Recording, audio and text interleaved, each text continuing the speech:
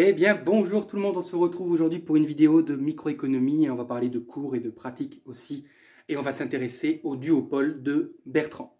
J'avais déjà fait une vidéo sur le duopole de Cournot-Nash.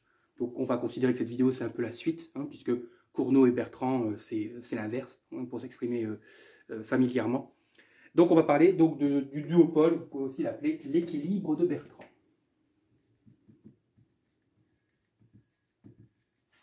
Donc je suivrai la même structure que pour l'équilibre de Cournot.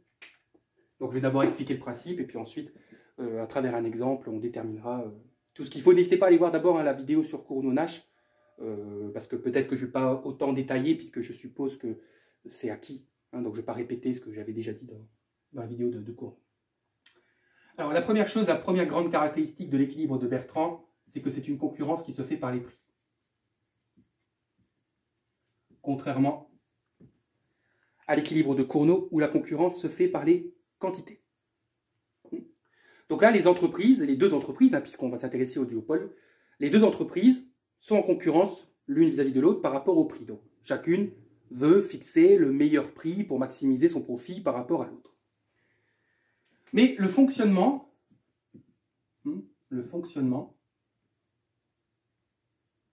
se base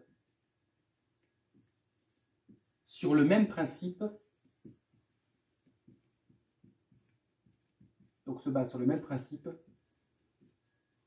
que celui de Cournot.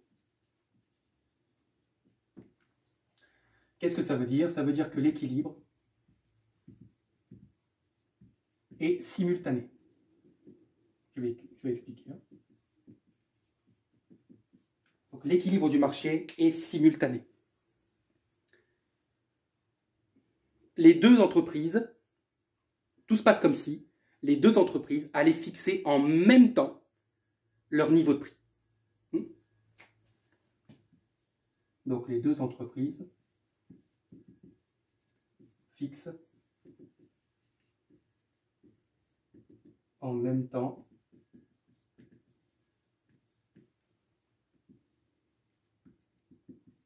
leur niveau de prix.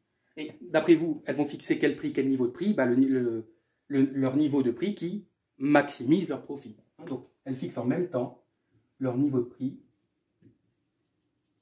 qui maxe leur profit respectif.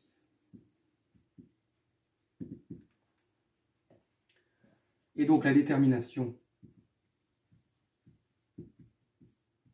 on va écrire de P1 et de P2 étoile. On va supposer que P1 étoile, c'est la valeur d'équilibre de la première firme, et P2, c'est la valeur d'équilibre de la deuxième firme. Pardon. Donc la détermination de P1 étoile et de P2 étoile se fait par la résolution d'un système d'équations.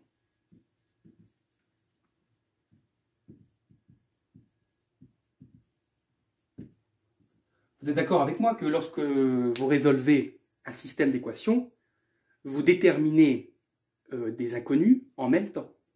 Oui. La résolution d'un système d'équations, c'est une détermination qui est simultanée. Parce que vous avez la valeur de vos inconnus en même temps.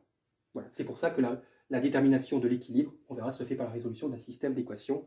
Et pas n'importe quelle équation, vous pouvez déjà l'écrire, ce qu'on appelle les fonctions de réaction.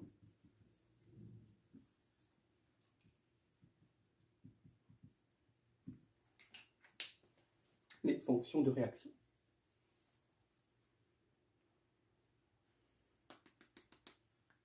Alors vous pouvez tout de suite aussi noter, ce que je vais expliquer après, mais que ce principe-là, le principe que je viens de donner, vaut lorsque les biens sont différenciés.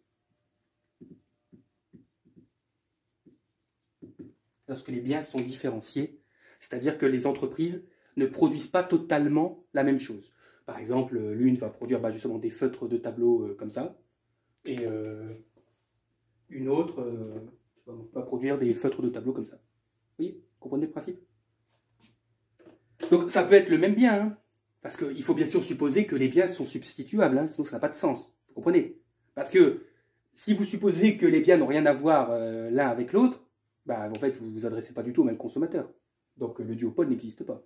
La concurrence n'existe pas. Donc attention, quand on dit les biens sont différenciés, n'imaginez pas que l'une vend des tables et que l'autre vend, je sais pas moi, des blousons. Ok? C'est par exemple, je dis des feutres de tableau d'une certaine marque et l'autre des feutres de tableau d'une autre marque.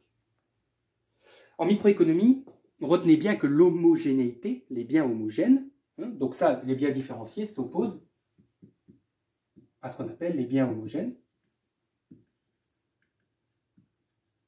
Mais en microéconomie, les amis, les biens homogènes, ce sont des biens qui sont strictement identiques. C'est-à-dire que les deux firmes vendraient ce même feutre de tableau. Le même en tout point. Le même plastique autour, le même bouchon, la même quantité d'encre à l'intérieur, etc. Enfin, donc, oui, celui-là. Oui. Qu'on soit bien d'accord. Déjà au niveau des définitions. Donc, on va d'abord traiter dans un premier temps le cas des biens homogènes parce que c'est le cas le plus facile et le plus rapide, vous allez vite comprendre. Et ensuite, avec un exemple, donc avec des fonctions de demande, des fonctions de coût, etc., on étudiera le principe que je viens d'expliquer ici. C'est OK? Il faut que ça le soit, hein, sinon prenez le temps d'ingurgiter, de méditer, tout ça. Mais on est sur de la simultanéité, c'est ça qu'il faut retenir. Hein. Comme Cournot. C'est pour ça que si vous avez compris Cournot, vous allez comprendre facilement Bertrand. Mon petit Bertrand. Alors, il faut savoir que juste Bertrand est venu après Cournot, dans l'histoire. Hein, donc Bertrand a étudié le modèle de Cournot, et on ne va pas dire qu'il l'a remis en question, mais il a traité différemment. Allez, mettez sur pause, on y va. Donc, nous allons commencer en supposant que les biens sont homogènes.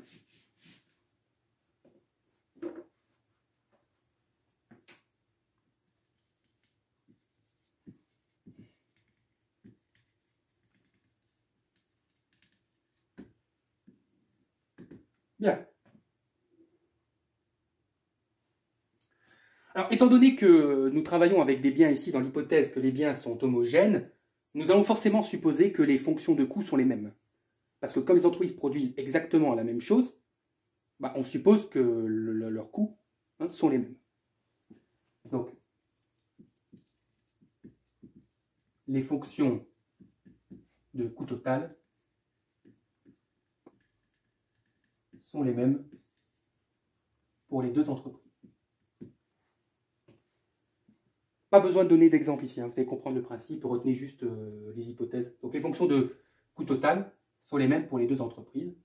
Donc on en conclut quoi? Que le coût marginal est aussi le même.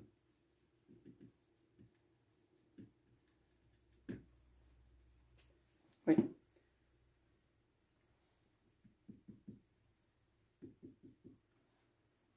Donc le coût total est le même, donc le coût marginal est aussi le même. La deuxième chose, la deuxième particularité lorsqu'on travaille avec des biens homogènes, c'est que vous avez les mêmes consommateurs en face de vous.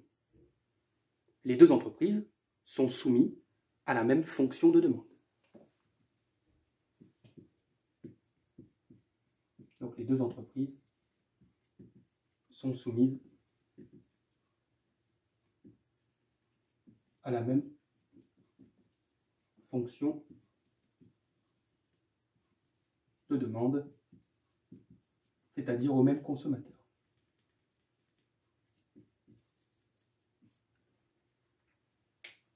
En fait, ce sont les mêmes entreprises. Bah oui, si vous préférez, hein, vous pouvez vous dire ça. Elles ont les mêmes coûts, elles ont les mêmes consommateurs, donc voilà, vous pouvez imaginer que c'est copier-coller, quoi.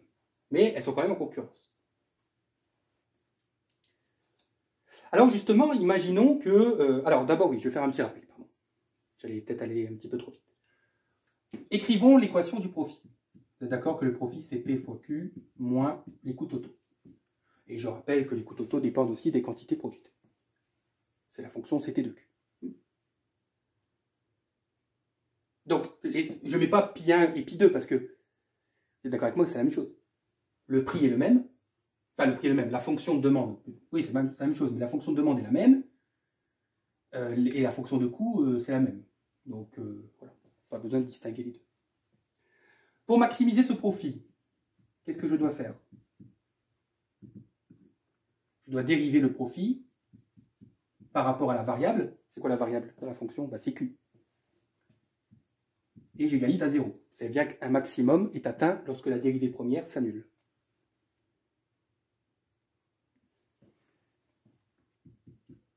Donc on aura du coup P moins la dérivée du coût total, c'est le coût marginal. Et donc la maximisation du profit se fait lorsque le prix est égal au coût marginal. C'est certainement la première propriété que vous avez apprise lors de vos cours de microéconomie en concurrence pure et parfaite. La maximisation du profit se fait lorsque le prix est égal au coût marginal. Ok pour ça? Donc maximisation du profit, prix est égal au coût marginal.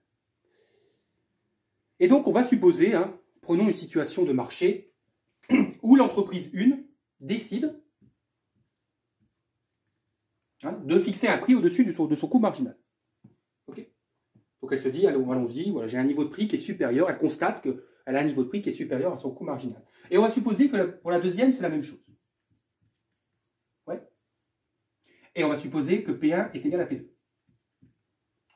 Donc les deux entreprises se retrouvent sur leur marché, elles vendent donc toutes les deux au même prix, et ce prix est supérieur au coût marginal. Les coûts marginaux en plus sont les mêmes. Comment peut réagir l'une des deux? Prenons la première. La première entreprise, que peut-elle se dire? Elle peut se dire qu'elle pourrait baisser un petit peu son prix, et comme elles ont les mêmes consommateurs, qu'elles vendent les mêmes biens, en baissant un petit peu son prix, elle va se dire je peux m'accaparer la totalité du marché. Vous comprenez? Je peux m'accaparer la totalité de la demande, la totalité des consommateurs, en baissant un petit peu mon prix, pendant que l'autre garde P2. Donc, imaginons, donc supposons, bon, je vais l'écrire plutôt de manière mathématique, donc supposons que P1' soit donc devenu inférieur à P1, qui est égal à P2. Okay. Donc, la firme 1 attire tous les consommateurs. Bien sûr, on est en microéconomie, donc nous supposons que l'information est parfaite. Et donc que les consommateurs sont au courant que la firme 1 vend dorénavant moins cher. Il faut faire des hypothèses, sinon on ne s'en sort pas. Okay, donc mon nouveau prix est inférieur à l'ancien, qui est égal à celui de la firme 2. Donc la firme 1 attire tous les consommateurs. Vous pouvez aussi l'écrire, elle s'accapare tout le marché.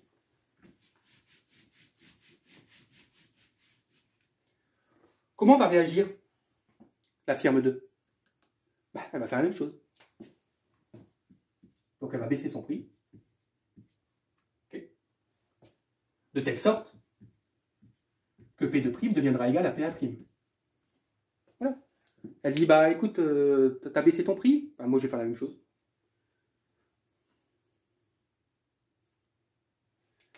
Et le processus,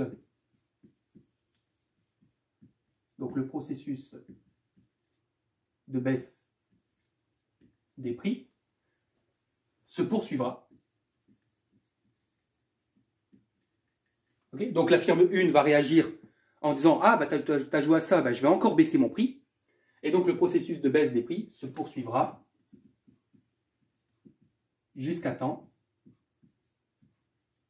que le prix devienne égal au coût marginal. Ouais. Et là, les deux firmes s'arrêtent. Pourquoi? Parce qu'elles ne produiront jamais un prix inférieur au coût marginal. Oui.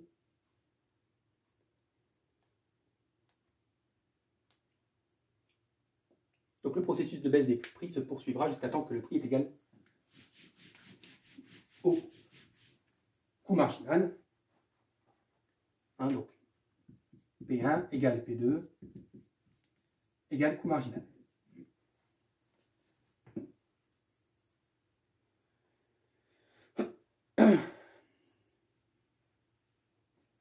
Et donc, nous retrouvons à la condition de maximisation du profit. Les deux entreprises maximisent leur profit.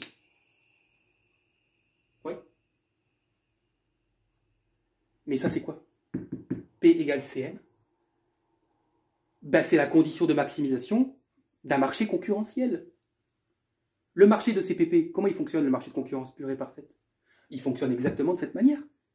Chaque entreprise égalise son prix, le prix plutôt, au coût marginal.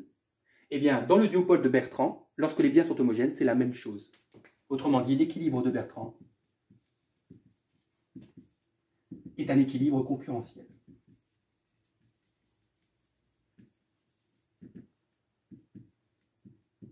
Les firmes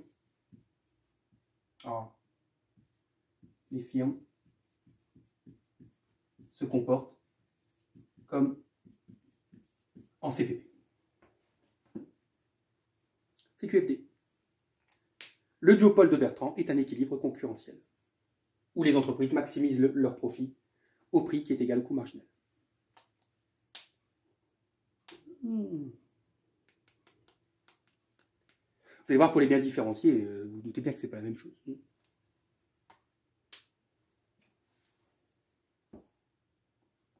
Juste petite question, parce que peut-être certains se l'ont posé, je vais y arriver, se l'ont posé lorsque j'ai écrit ça et que j'ai dit elles s'arrêtent lorsque le prix est égal au coût marginal parce qu'elles n'ont pas intérêt que le prix soit inférieur au coût marginal. Alors on va expliquer ça. Donc, pourquoi est-il absurde de supposer que le prix est inférieur au coût marginal? Ça, c'est d'une grande absurdité, je vais vous l'expliquer très simplement. La première chose que vous devez savoir, c'est que le coût marginal est une fonction croissante. En théorie, dans la théorie microéconomique, le coût marginal est une fonction croissante. L'entreprise sait que pour maximiser son profit, elle doit égaliser le prix au coût marginal. Si le prix est inférieur au coût marginal, étant donné qu'elle n'a pas d'influence directe sur le prix, elle a une influence directe sur le prix, mais elle, ce qu'elle veut, c'est que le prix soit égal au coût marginal. Donc, la fonction de demande, elle ne la contrôle pas. C'est ça que je veux dire. La fonction de demande lui est imposée. Ce n'est pas elle qui choisit sa fonction de demande. Donc, la seule chose sur laquelle elle peut agir, c'est le coût marginal. Donc, l'entreprise peut seulement agir sur le coût marginal. P lui étant imposé. Quand je dis P lui étant imposé, je parle de la fonction de demande. Je parle de la demande. Donc l'entreprise peut seulement agir sur son coût marginal. Mais qu'est-ce qu'elle va chercher à faire puisque le coût marginal est supérieur à P? Elle va chercher à baisser son coût marginal. Donc l'entreprise va chercher à diminuer le coût marginal pour de nouveau maximiser son profit. Vous êtes d'accord? Si elle arrive à baisser son coût marginal, le coût marginal va redevenir égal au prix, et donc l'entreprise va de nouveau maximiser son profit. Sauf que pour baisser son coût marginal, elle doit baisser sa production. Parce que le coût marginal est une fonction croissante. Donc si vous voulez le diminuer, vous devez aussi diminuer vos quantités. Et c'est ce qu'elle fera. Donc toute situation où le prix serait inférieur au coût marginal serait immédiatement réparée par l'entreprise en diminuant sa production. Voilà pourquoi dans les deux cas, que le prix soit supérieur au coût marginal, comme on l'a expliqué depuis tout à l'heure, ou le prix inférieur, on retournera toujours à l'égalité entre le prix et le coût marginal.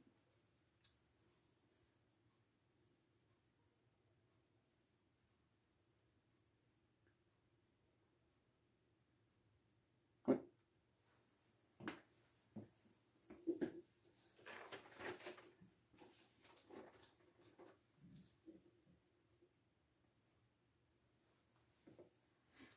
Bien, mettez sur pause pour que je puisse effacer. Voilà tout ce qu'on peut dire sur le cas des biens homogènes. On va pas aller plus loin, ça ne sert à rien. Il n'y a rien d'autre à dire. Maintenant, là on va passer à du vrai calcul. Donc le cas des biens différenciés.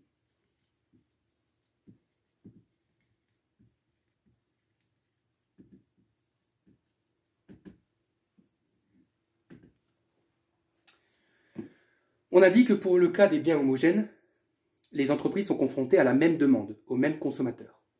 Ce n'est plus le cas pour des biens différenciés. Alors, je vous l'ai dit, les biens différenciés, ce n'est pas la table et le blouson. C'est le feutre de telle marque et un feutre d'une autre marque. Okay. Donc la première chose pour les cas de biens différenciés, c'est que chaque entreprise sera confrontée à sa propre fonction de demande.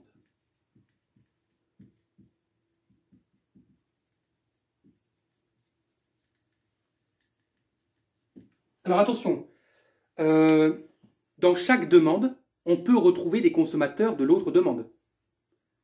Mais ce n'est pas tout à fait les mêmes. Ce ne sont pas tout à fait les mêmes consommateurs. Ce n'est pas tout à fait la même demande. Mais on peut en retrouver l'un dans l'autre. Hein. C'est logique. Puisque les biens sont substituables. D'ailleurs, on va le dire ça. Je vais laisser de la place. Mais écrivez ici, bien sûr, que nous supposons que les biens sont substituables. Et on se fout de savoir la perfectibilité de cette substituabilité. Hein. C'est-à-dire, on se moque de savoir s'ils sont parfaitement substituables ou imparfaitement substituables. Ça, c'est pas... Voilà. Ils sont substituables. C'est tout.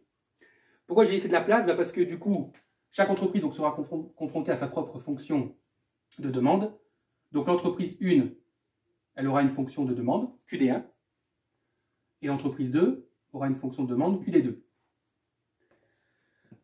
De quoi va dépendre la quantité demandée? Du prix du marché, monsieur. Ouais. Ah, mais elles sont en concurrence l'une vis-à-vis de l'autre. Donc, la quantité demandée, par exemple, de la première firme va dépendre de quel prix? Du prix direct de la firme 1, mais aussi du prix de sa concurrente. Vous comprenez? La quantité demandée, c'est une fonction de P1 et de P2. Et c'est la même chose pour l'entreprise 2. La quantité demandée dépend de mon prix, mais dépend du prix de ma concurrente.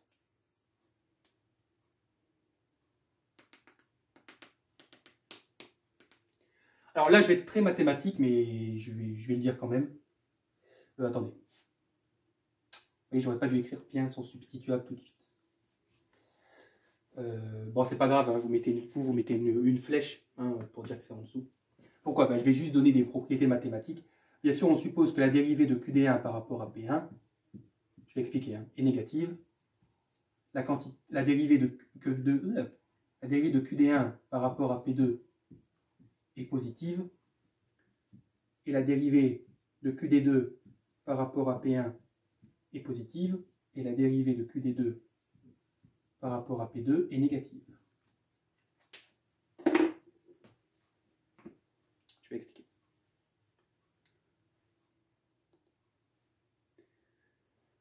Je vous ai dit que les biens sont substituables.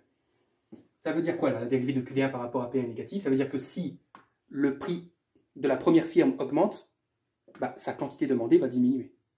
Là, on retrouve la relation inverse entre le prix et la quantité demandée. Hein, donc si l'entreprise 1 décide d'augmenter son prix, sa demande va diminuer. Ça, c'est logique, c'est la base de la microéconomie.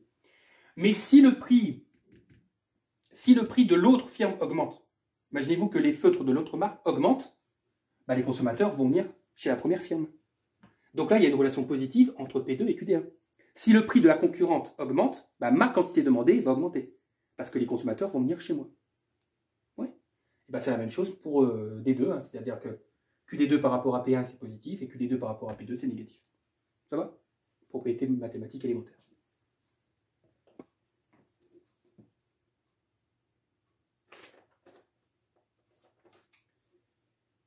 Et donc c'est parti.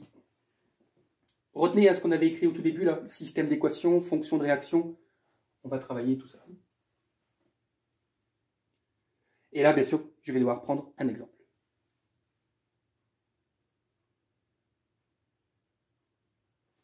Bien. Allez, c'est parti.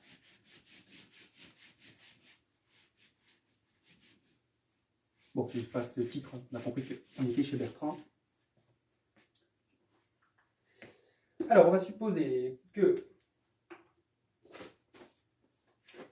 Alors, Q1 égale 500 moins 20 P1 plus 15 P2. Q2 égale 400 moins 15 P2 plus 10 P1. Ah oui, je n'ai pas dit, oui, mais oui, les fonctions de coût seront aussi différentes. C'est logique, hein, puisque les entreprises produisent des biens différents, elles ont des coûts différents. Voilà. Donc on va dire que CT1, c'est 20 Q1, et CT2, c'est 10 Q2. Voilà. Je prends des fonctions simples. Hein. Le but, c'est de comprendre le principe.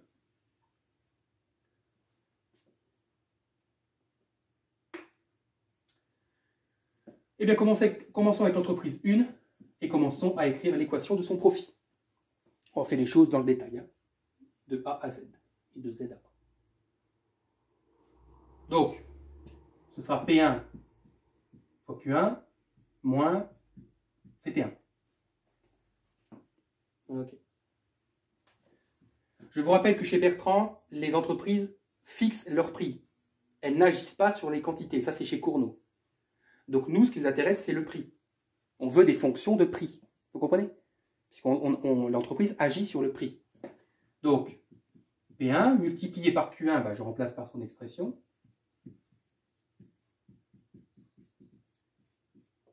Moins 20 Q1. Et le Q1, c'est tout ça.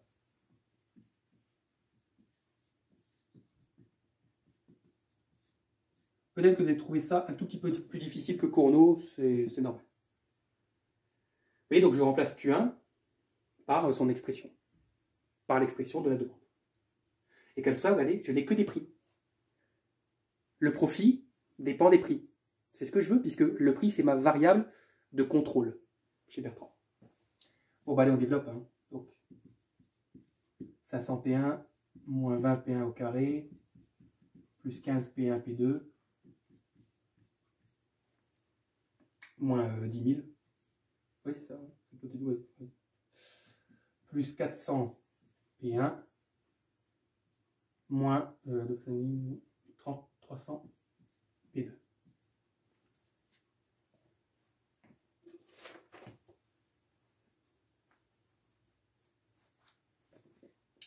Bien, on va regrouper ce qu'on peut regrouper. 500 P1 plus 400 P1, donc ça fait 900 P1.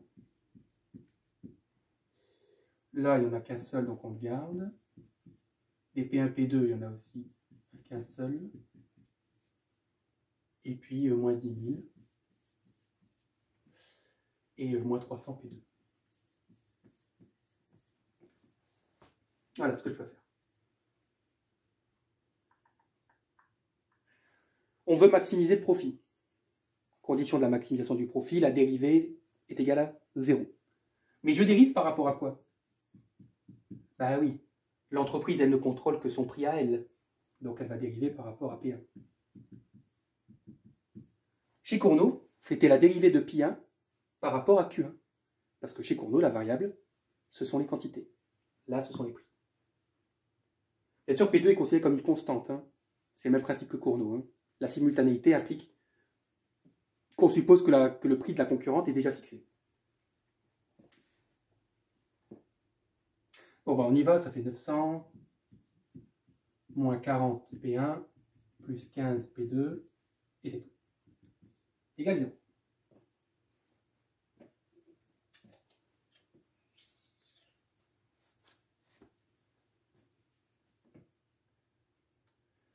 Bien, qu'est-ce qu'on va chercher à faire ici? Eh bien, justement, nous allons déterminer ce qu'on appelle la fonction de réaction. Donc, fonction de réaction, bien sûr, de l'entreprise 1. C'est quoi chercher une fonction de réaction? C'est exprimer le prix de l'entreprise en fonction du prix de l'autre entreprise. Donc, c'est d'exprimer P1 en fonction de P2. Et après, bien sûr, on fera P2 en fonction de P1. Pour l'entreprise 2. Mais d'abord, on se concentre. Et donc, c'est ça. Chercher une fonction de réaction, c'est déterminer le prix en fonction de l'autre.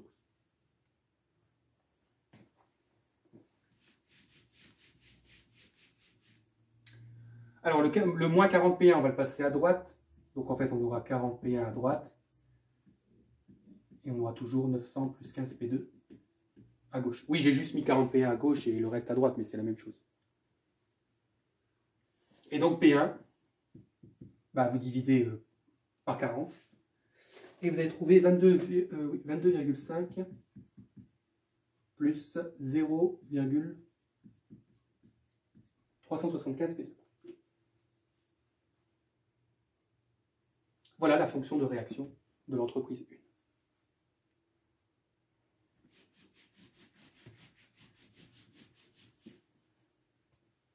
1. J'avais expliqué dans la vidéo de Cournot à quoi correspondait dans la réalité une fonction de réaction, hein, quelle était sa logique, hein, quelle était son explication en fait économique. C'est tout simplement la meilleure réponse que peut apporter l'entreprise 1 compte tenu du prix de l'autre entreprise. Parce que cette fonction de réaction, c'est une fonction qui a été déduite de la condition de maximisation du profit. Donc cette fonction, elle maximisera toujours le profit. Donc ça veut dire, quel que soit le prix de l'entreprise 2, la meilleure réponse est donnée par cette fonction. Parce qu'elle maximisera toujours le profit. Donc, la fonction de réaction est l'ensemble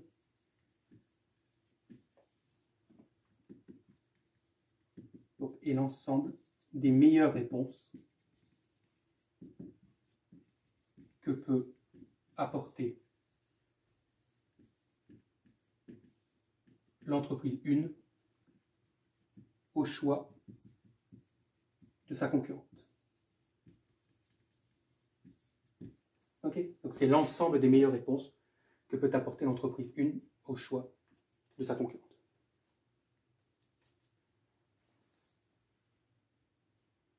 Au choix du prix, hein, bien sûr.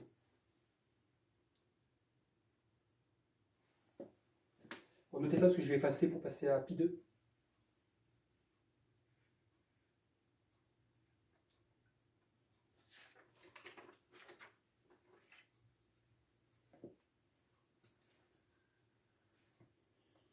Bien. Allez, on y va pour l'entreprise 2. Donc je pense que si vous avez compris là pour l'entreprise 1, pas de souci. Donc pi 2, c'est P2 fois Q2.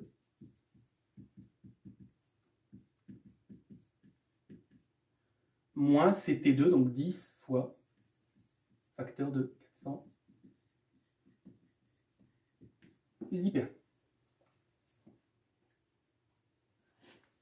On développe, donc 400 P2 moins 15 P2 au carré plus 10 P1 P2 moins 4000 plus 150 P2 moins 100 P1.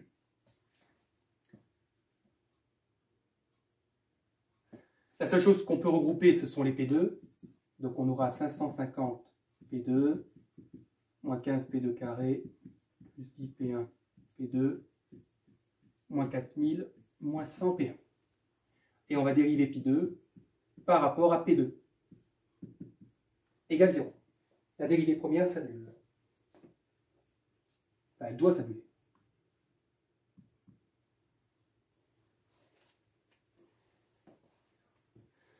Donc, 550 moins 30 P2 plus 10 P1, et c'est tout, égale 0.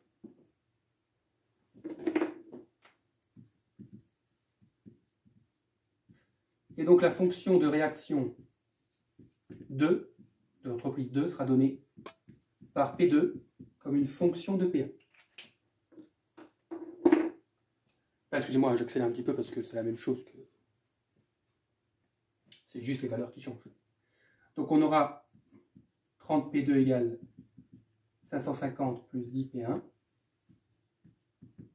Et donc P2, vous aurez 18,33.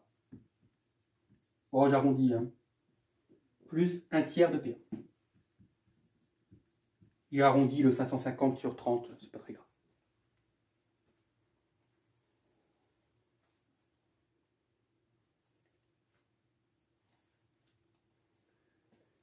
Voilà, donc nous avons déterminé les deux fonctions de réaction. Bien sûr que je vais les renoter pour poursuivre nos démonstrations.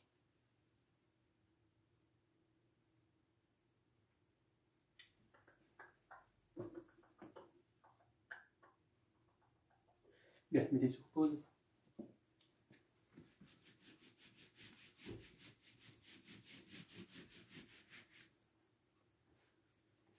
Donc, on a P1 égale donc 22,5 plus 0,375 P2 et P2 18,33 plus un tiers de P1.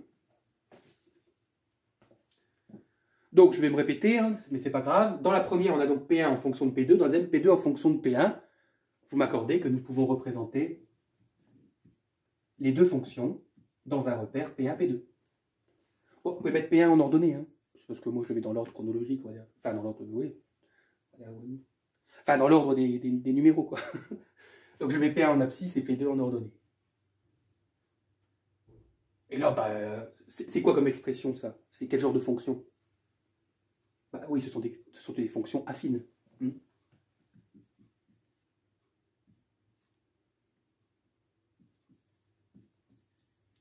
Donc P1, P2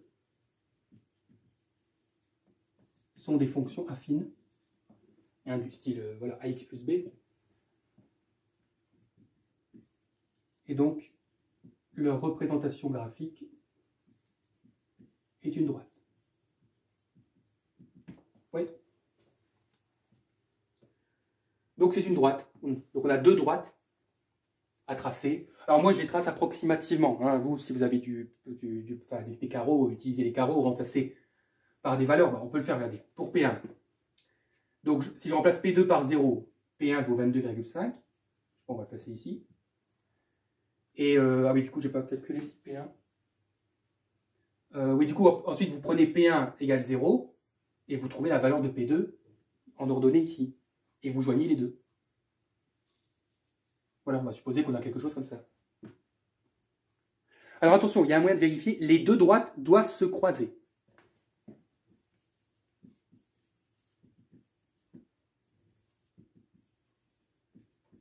Les deux droites doivent se croiser. Pourquoi? Parce que si elles ne se croisent pas, on n'a pas d'équilibre. Tout simplement.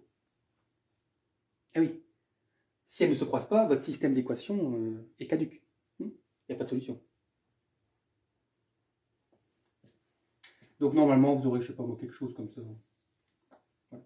Donc là, on a la 1 et là, on a la 2. Allez-y, hein, vous remplacez, je vous dis, faites quelque chose de propre. Je vous ai donné un graphique dans la description, mais ne regardez pas encore, c'est le dernier graphique de la vidéo. Donc c'est pour tout à l'heure.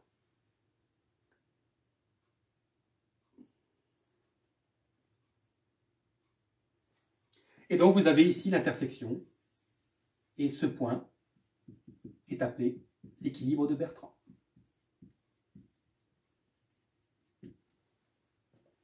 C'est-à-dire que c'est la valeur de P1 et de P2 d'équilibre.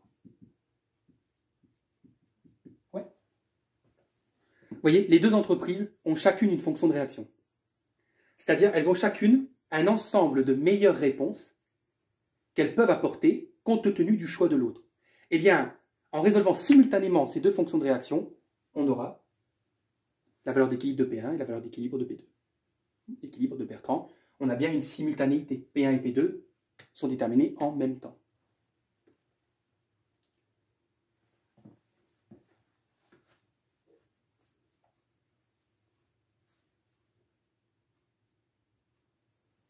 Ouais. Et donc, notre système d'équations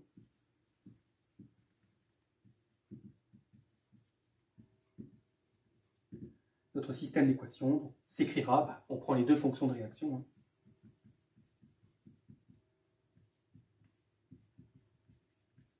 Peut-être que... Ouais. P1, ça doit être une droite bizarre, non? Son coefficient directeur est très très faible. Ouais, P1 doit être... À mon avis, oui, excusez-moi. Normalement, vous avez P1 qui est certainement beaucoup plus horizontal que P2.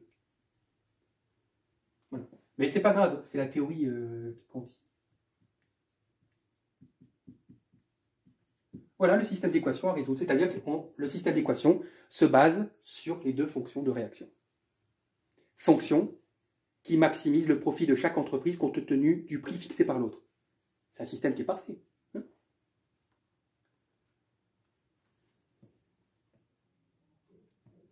Ai-je besoin de vous dire comment on résout un système d'équation à deux inconnus? Je ne pense pas. Permettez-moi de vous donner tout de suite. Si j'arrive. Les deux valeurs d'équilibre.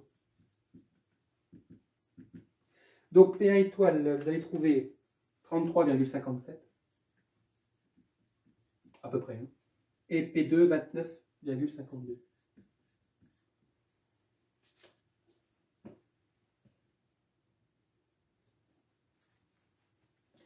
Voilà les prix d'équilibre. Oh, ça va, c'est presque les mêmes. Oh, ça va, on avait des belles fonctions.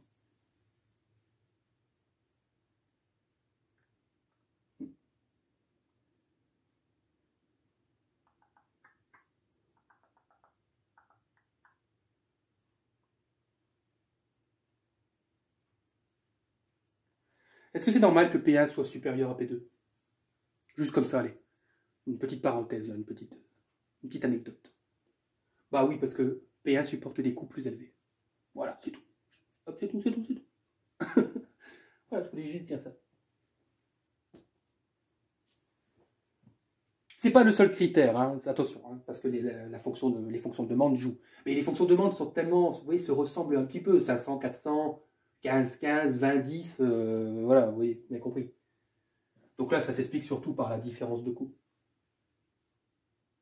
Allez, mettez sur pause, j'efface, et puis, oui, on n'a pas fini avec l'équilibre, justement. Pourquoi? Parce qu'on a trouvé les prix. Mais un équilibre, ce sont aussi des quantités. Voilà. Donc je garde les prix, hein, sous les yeux. Alors, comment trouver Q1 et Q2? Étoile. Bah, il suffit de remplacer dans leur fonction respective. Donc, Q1 étoile, ce sera 500, moins 20 fois 33,57, plus 15, multiplié par 29,52. On remplace par les prix d'équilibre. Vous avez trouvé 271,4. Et Q2 étoile, bah, c'est 400, moins 15 multiplié par 29,52, plus 10 fois 33,57. Et donc Q2, 292,9. Mais c'est quasiment identique. Hein. Enfin, on n'est vraiment pas loin, quoi. C'est une vingtaine d'unités. Hein. Même pas à 19. Alors on va.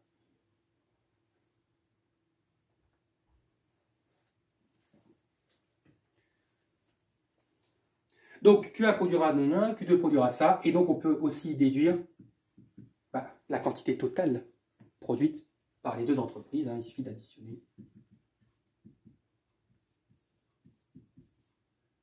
Et ça nous fait une quantité totale sur le marché de 564,3.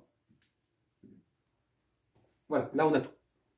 Oui, on peut déterminer les profits. Mais bon, là, je sais que dans la préparation de la vidéo, je les ai pas déterminés, donc on va pas les déterminer, mais vous pouvez calculer les profits si ça vous amuse. Hein.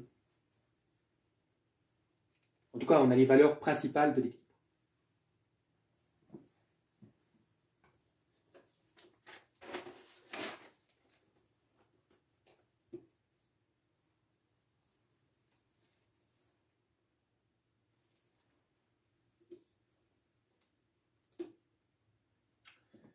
Bien. Mettez sur pause. Donc là, les fonctions de réaction, c'est bon. On ne s'en occupe plus. On a dit tout ce qu'il fallait dessus. On a démontré mathématiquement à travers un exemple simple. Donc je les efface. Hop. Alors moi, ce qui m'intéresse ici, c'est la dernière chose de la vidéo, ce sont les fonctions de demande résiduelles.